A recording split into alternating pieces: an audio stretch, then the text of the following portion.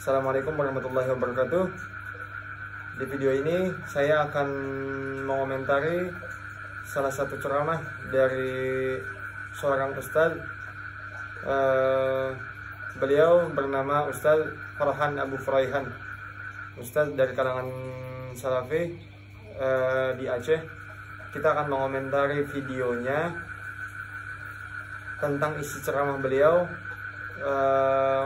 pendapat atau pandangan beliau atau komentar beliau tentang hukum dari Maulid baginda Nabi Sallallahu Alaihi Wasallam, atau tentang hal-hal yang dibuat yang tidak dilakukan di masa baginda Nabi tetapi dilakukan di masa sahabat atau ulama salaf. Nah, di videonya kita akan putarkan videonya, tapi kita akan komentari beberapa kalimatnya.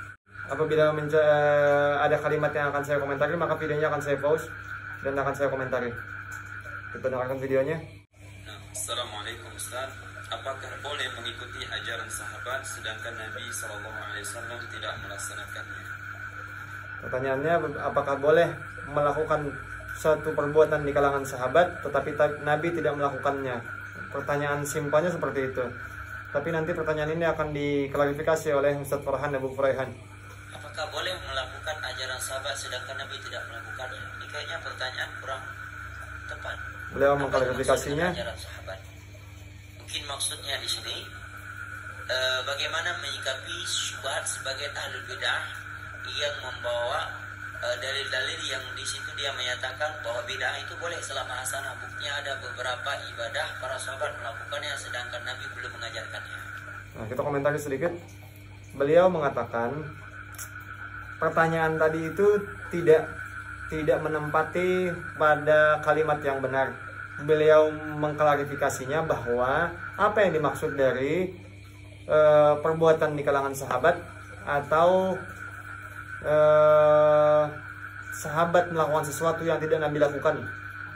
Beliau mengklarifikasi dengan mengatakan bahwa kita kembali sedikit agar lebih jelas. Ini maksudnya menyatakan bahwa bid'ah itu boleh selama hasanah. Buktinya ada beberapa ibadah para sahabat melakukan sebagai ahli bid'ah.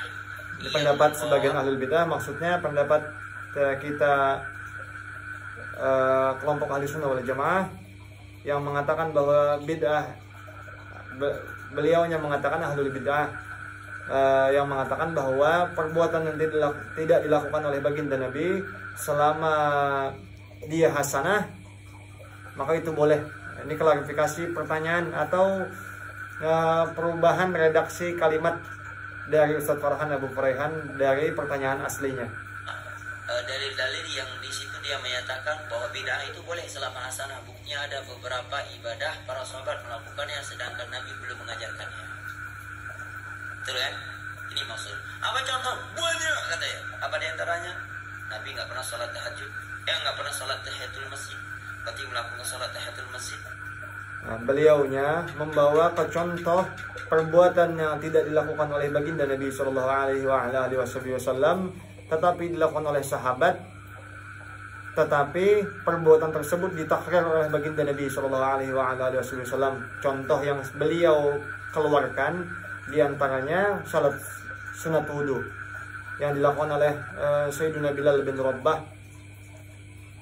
Ini memang dibuat oleh Sayyidina Bilal bin Rabah, tetapi contoh yang beliau pilih ini tidak menjadi perwakilan dari pertanyaan bahwa ada perbuatan yang dilakukan oleh kalangan sahabat tetapi tidak dilakukan oleh baginda Nabi pada saat baginda Nabi sudah wafat. Maksudnya harusnya kan beliaunya membawa contoh yang itu contoh-contoh asar atau hadis-hadis yang perbuatan itu dilakukan oleh sahabat semasa baginda sudah wafat.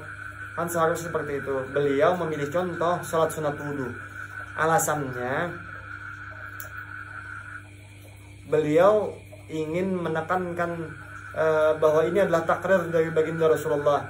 Karena memang hadis itu terbagi tiga kan, secara umum, qauli, fi'li, dan takriri atau ketetapan. Apabila Nabi tidak melarang sesuatu perkara, maka perkara itu diperbolehkan.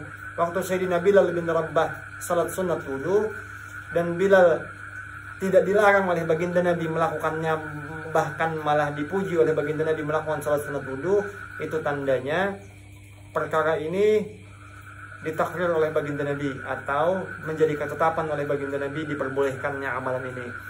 Beliaunya memilih contoh yang aman, tidak memilih contoh yang semasa baginda Nabi sudah tidak ada secara zahir. Bid'ah dong, Anda yang bid'ah. Kalau bid'ah, maka dari ujung kaki Anda sampai ujung rambut Anda bid'ah katanya. Ini beliaunya mengulang kalimat yang diucapkan oleh Ustadz Adi Hidayat tentang bahwa Anda dari ujung kepala sampai kaki bid'ah katanya. Hanya maksudnya kembalinya ke Ustadz Adi Hidayat. Beliaunya mengejek Ustadz Adi Hidayat dengan pola kalimat ini. Masya Allah. Udah jelas-jelas dalam Sahih Bukhari dan Muslim dari Abi Qatadah Al-Ansari radhiyallahu anhu terkait salat tahiyatul masjid. Nah, beliaunya fokus ke salat tahiyatul masjid.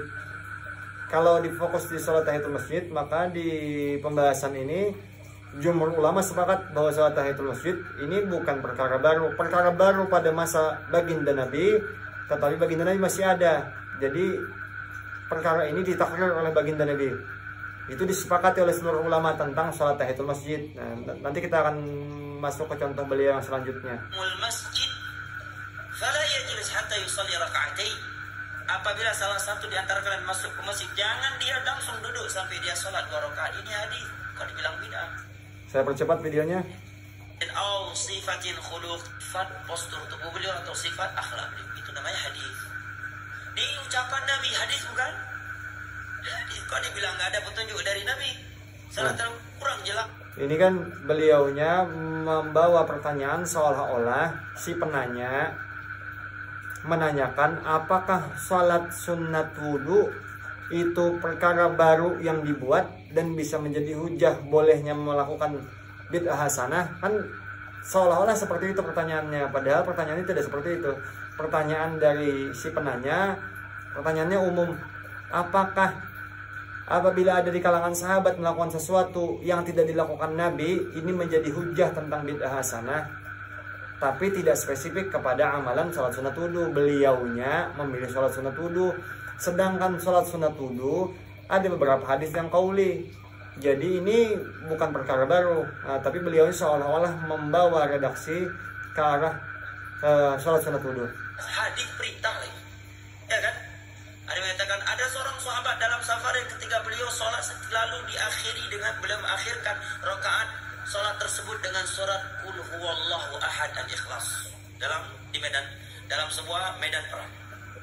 Ini tentang khawasul Quran, bahwa ada sahabat yang salat dan mengkhususkan surat al-Ikhlas pada ujung rakaat. Sampai sahabat pulang melapor kepada Nabi, wahai Rasulullah, fulan ini amir kami ini dan ruh kami ini setiap kali sholat mengakhiri rakaatnya dengan surat al-Ikhlas. Maka Nabi memanggil dia, apa sebab kamu melakukannya? Sahabat ini pun menjawab, karena saya cinta kepada surat al-Ikhlas, karena surat al-Ikhlas mengandung nama-nama Allah Subhanahu wa taala dan sifatnya. Maka Nabi pun memujinya. Hadisnya dalam Sahih Bukhari atau dalam Sahih Muslim. Ini pun juga sudah ada ketetapan dari baginda Nabi, artinya saat perkara tentang melazimkannya sahabat dengan surat al-Ikhlas di setiap sholat, itu waktu diadukan kepada baginda Nabi mentakrir atau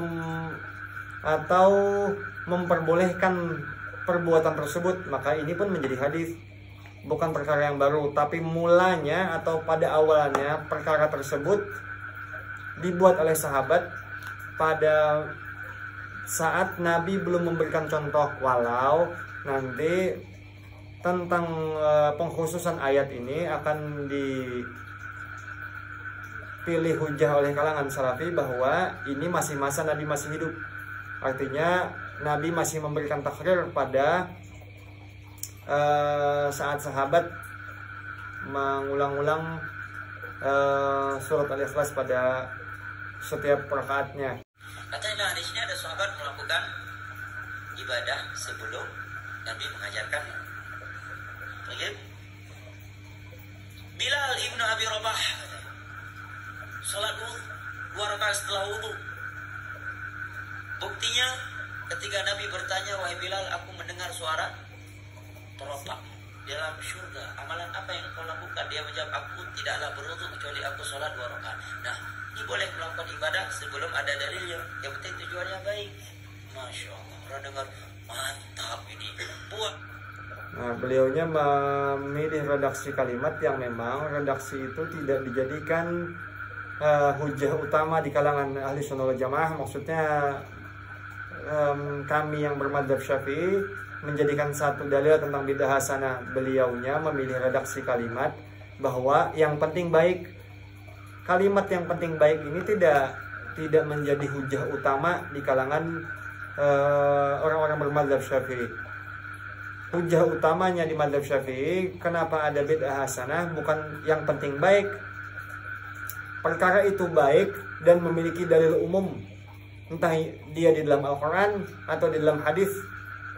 Nah, dalil umum ini yang dimaksud, yang menjadikan ulama di kalangan madzhab Syafi'i memperbolehkan sesuatu dibuat selama ada payung hukum atau dalil yang memayunginya. Lah, kalau seperti itu tuh 8 rakaat tujuannya baik. Nah, beliau mengomentari tentang zuhur 8 rakaat, yang penting tujuannya baik. Nah, yang ini tidak bisa dilakukan. Kenapa? Karena ada payung hukum yang memayunginya. Payung hukum yang memayunginya hadis baginda Nabi sallallahu alaihi wasallam, "Shallu kama ra'aitumuni usolli." Salatlah kalian sebagaimana kalian melihat aku salat. Karena Nabi membatasi salatlah kalian sebagaimana kalian melihat aku salat, maka ini pengkhususan dalil tentang salat.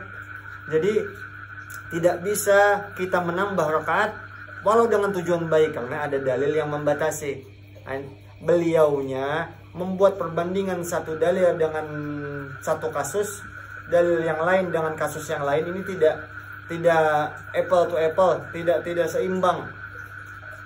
Beliau pilih dengan salat zuhur, perbandingan jenis amalannya dan dalil yang digunakan. Siapa yang bisa membawa ayat dan hadis bahwa ada larangan jangan sholat zuhur, bunyinya jangan sholat zuhur lebih 4 rakaat, saya kasih uang. Nah, beliau hanya memilih redaksi kalimat yang memang tidak selamat. Beliau pilih kalimat, carikan dalil atau bawakan, siapa yang bisa membawakan saya dalil larangan sholat zuhur lebih dari 4 rakaat. Dalilnya tidak tertulis secara literal atau eksplisit, tapi dalil yang menyatakan salatlah kamu sebagaimana kamu melihat aku salat ini menyatakan bahwa jumlah rakaat pun dibatasi sebagaimana rakaat yang Nabi tetapkan. Kan secara redaksi seperti itu. Walau teksnya tidak mengatakan zuhur tidak boleh 4 rakaat, tapi ada hadis yang mengkhususkan. Kan logikanya seperti itu. Tapi kalau nggak bisa Anda kasih uang balik, itu namanya judi, nggak boleh. Ada untung rugi. Ya. Nggak ada kan larangan salat zuhur lebih dari 4 rakaat. Silakan buka 30 juz Al-Quran. Seluruh kitab hadis nggak ada. Yang ada perintah salat zuhur mengikuti Rasulullah dan beliau nggak pernah lebih dari 4 rakaat. Ada pun 2 hadis tadi. Jawaban yang pertama, siapa bilang Nabi tidak menganjurkan salat wudu, salat 2 rakaat setelah wudu? Dalam hadis Bukhari Muslim dari Utsman bin Affan setelah beliau mempraktekkan sifat salat Nabi, ya kemudian beliau menyatakan, demikian aku melihat Rasulullah sallallahu alaihi wasallam berwudu. Setelah beliau berwudu, beliau menyatakan, man tawadda'a nahwa wudu'i hadza thumma shalla rak'atayn la yuhaddithu nafsahu fihima illa ghufira lahu ma taqaddama min dhanbihi. Nabi menyatakan, barang siapa yang berwudu seperti wuduku ini, kemudian dia sholat 2 rakaat dengan khusyuk, tidak melalaikan dirinya dalam 2 rakaat tersebut, melainkan akan diampuni dosa-dosa yang telah berlalu. Ini hadis. Ini hadis dan ini juga pun disepakati oleh jumhur ulama. Artinya ulama tidak memfokuskan tentang pertanyaan si penanya pada awal bahwa ada perkara baru yang dibuat, yang pada masa sahabat dibuat tetapi pada masa Nabi tidak dibuat, itu bukan ini yang dimaksud. Nah, kalau yang ini hadis. Dan ini disepakati oleh jumhur ulama. Dan Nabi udah sholat dari semenjak di Mekah. Mungkin nggak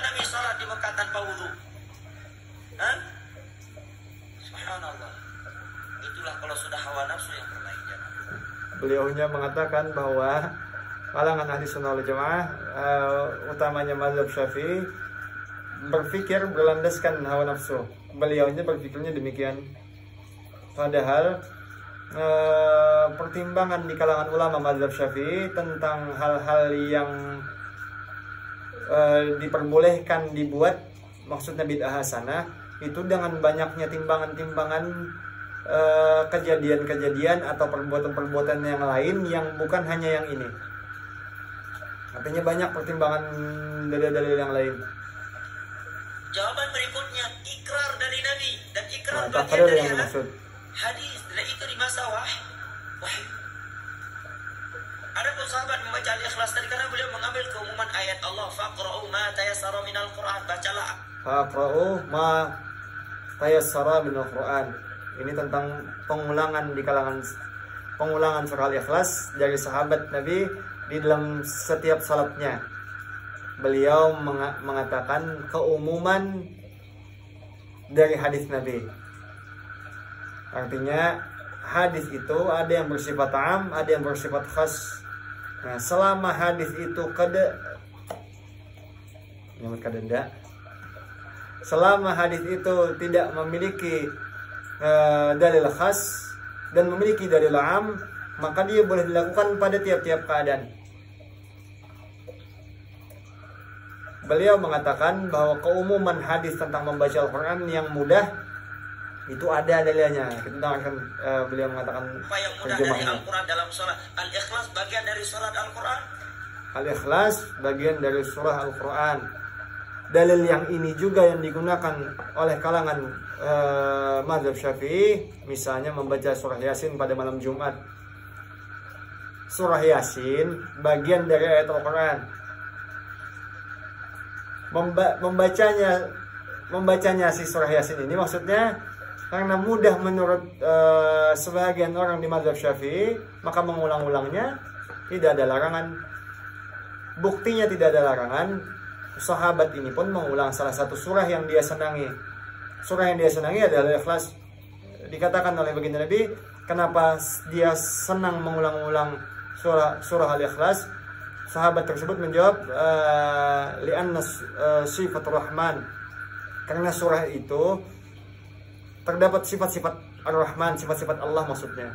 Dia cinta kepada surah tersebut karena surah tersebut terdapat sifat-sifat Allah.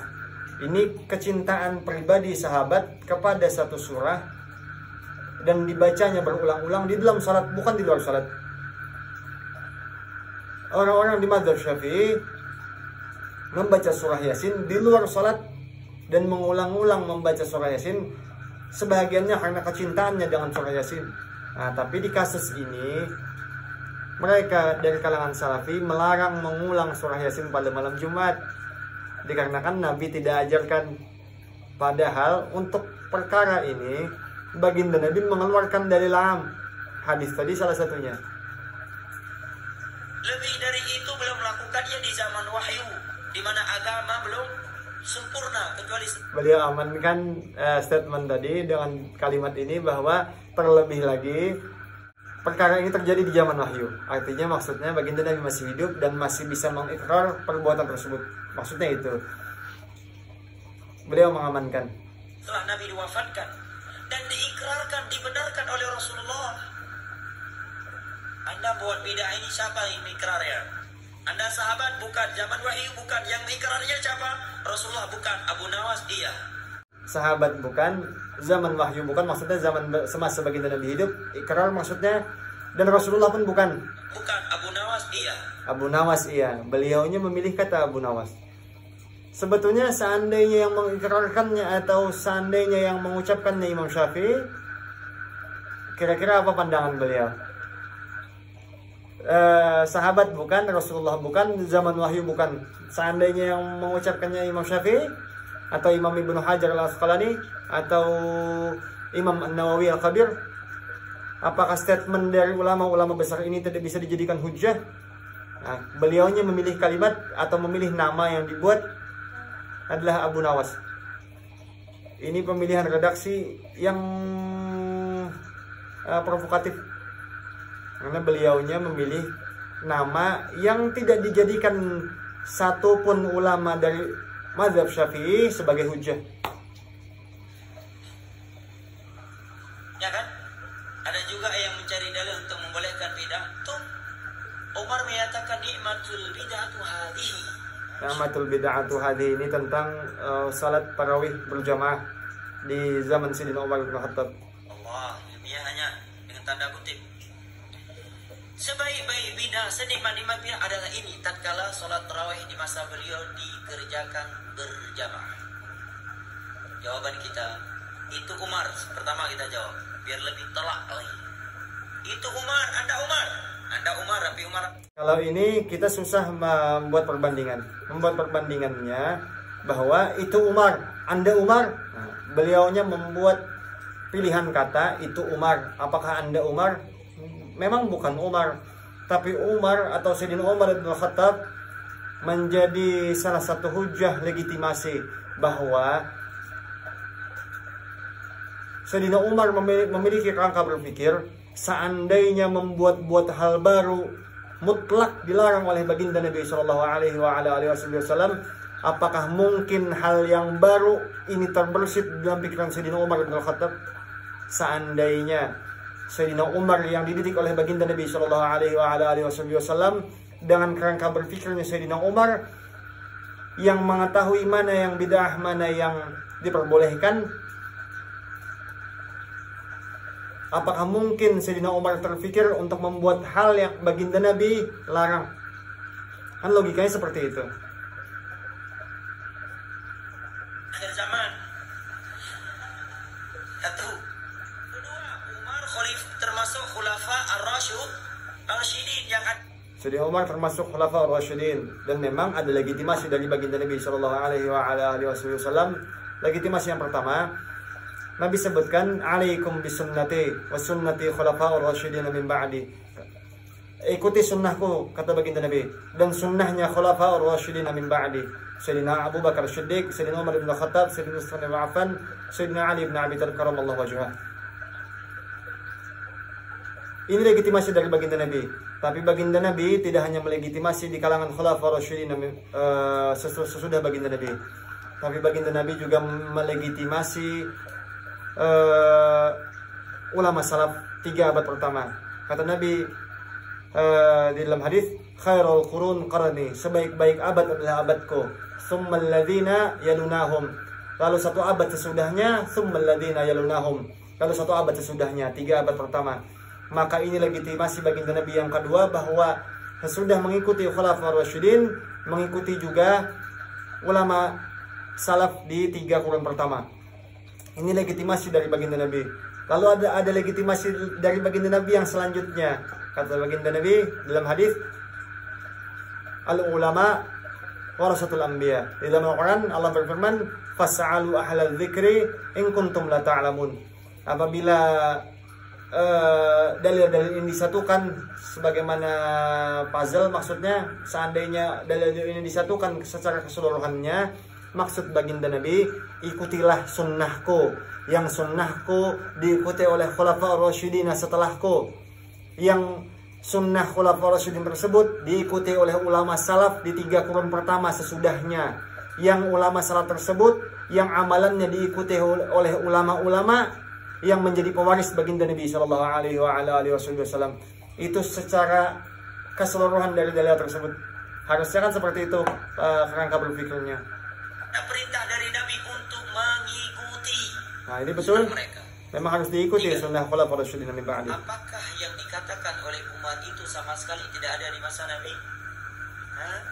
Ada. Nabi sholat 3 malam berturut-turut tarawih berjamaah, yang kemudian beliau Nabi sholat tarawih berjamaah 3 malam berturut-turut, 3 malam berturut-turut, dan Nabi menghentikannya. Itu jadi salah satu dalil atau hujjah juga bahwa boleh jadi ada larangan untuk melazimkannya. Kan secara kaidahnya seperti itu. Karena Nabi menghentikannya, bisa jadi penghentian baginda Nabi tersebut menjadi satu dalil tentang larangan melazimkan. Tapi Sayyidina Umar Ibnul Khattab radhiyallahu anhu melazimkannya, membuatnya menjadi salat berjamaah setiap malam. Dan kerangka berpikir Sayyidina Umar memberanikan diri untuk melazimkannya ini tidak mungkin terjadi tanpa dasar ilmu, yang ilmu tersebut bukan ajaran dari baginda Nabi Shallallahu Alaihi Wasallam. Nanti beliau berhenti melakukannya karena khawatir akan diwajibkan kepada umat ini. Sekarang maulid, ada Umar katakan maulid nikmatul bidah hadhihi. Nah, beliau membawa ke dalil maulid ini bagian terakhir. Baik-baik bidah adalah ini. Ada Nabi dan para sahabat di masa itu melakukan maulid walaupun cuma 2-3 kali kemudian selesai. Ada Nabi dan kalangan sahabat yang melakukan maulid 2-3 kali. Beliau membuat perbandingan amalan antara salat tarawih dengan maulid baginda Nabi. Saat di salat tarawih, beliau memilih ada dalil yang menjadi landasan bahwa Nabi pernah melaksanakan 2-3 malam. Tapi maulid beliau bawa dengan amalan yang sama. Adakah Nabi melakukannya 2-3 kali? Nah, ini secara pembanding beliau tidak seimbang membuat perbandingan. Itu kita kerjakan setiap tahun, nggak ada, jauh sekali kiasnya. Beliaunya yang membuat kias sangat jauh. Beliau membuat kias antara salat tarawih dengan maulid baginda Nabi Shallallahu Alaihi Wasallam. Di saat maulid beliau mengatakan apakah Sayyidina Umar buat? Nah. Kemudian ada yang bawa dalil juga, Utsman bin Affan itu mengumpulkan Al-Quran 30 juz, masa Nabi kan belum ada. Berarti gak mesti setiap bidah yang gak ada di masa Nabi kalau kita lakukan bidah katanya. Jawabannya itu Utsman Pak, Anda Utsman bukan, walaupun nama Bapak Utsman tapi Utsman akhir zaman. Sama seperti yang tadi beliau mengatakan bahwa itu Sayyidina Utsman bin Affan. Betul bahwa mengikuti Sayyidina Utsman adalah perintah atau legitimasi dari baginda Nabi Sallallahu Alaihi Wasallam.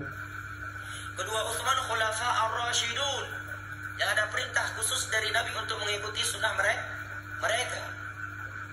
Ketiga, perbuatan Utsman tersebut disaksikan oleh seluruh para sahabat Nabi dan seluruh kaum muslimin di masa itu dan tidak ada yang mengingkarinya, semuanya sepakat itu. Seluruh sahabat Nabi dan seluruh muslimin di masa itu dan tidak ada yang mengingkarinya. Nah, yang disebut dengan al-ijma' al-mundabit al-qat'i. Al-ijma' al-mundabit al-qat'i. Jelas maksudnya, ijma' jama'i. Yang wajib diikuti dan tidak boleh diselisih.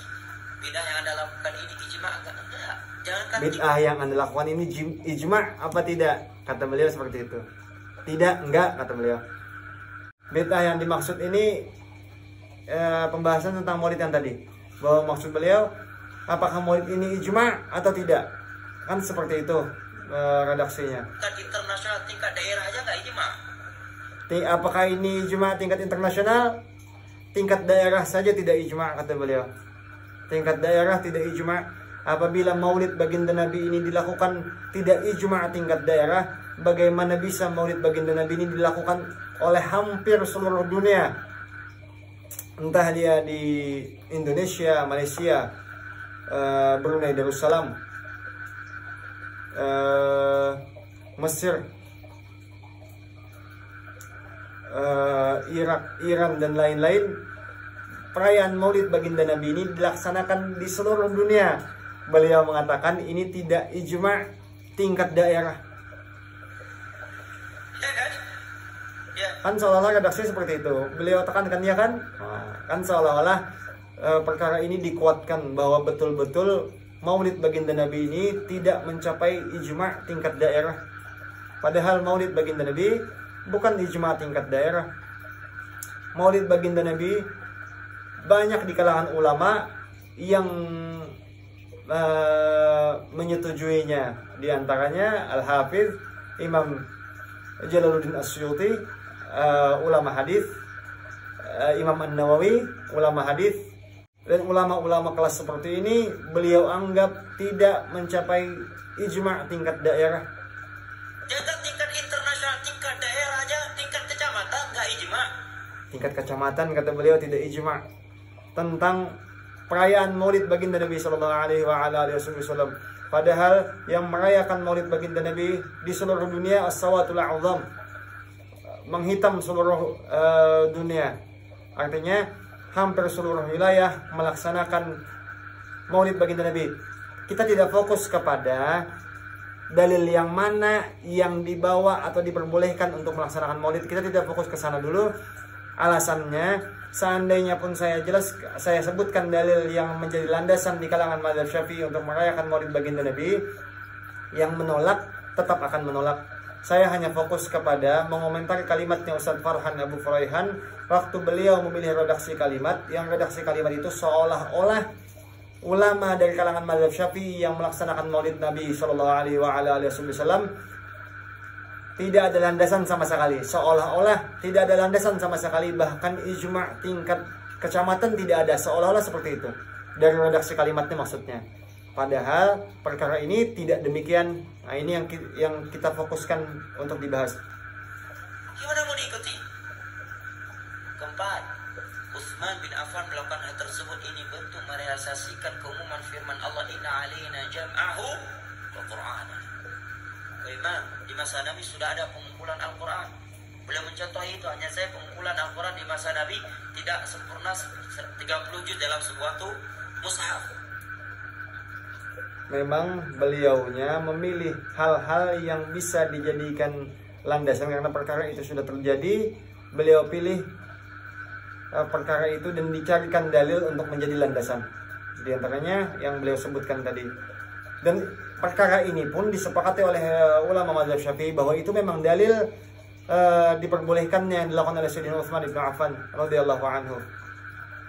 Kenapa? Karena fasilitas masih terbatas sehingga Al-Quran tertulis di lempengan-lempengan batu, ya, di lembaran-lembaran, di pelepah-pelepah kurma, di dada-dada manusia karena hafalan yang sangat banyak. Kemudian di parang Yamamah sekian para sahabat ahli Al-Quran, penghafal Al-Quran meninggal dunia.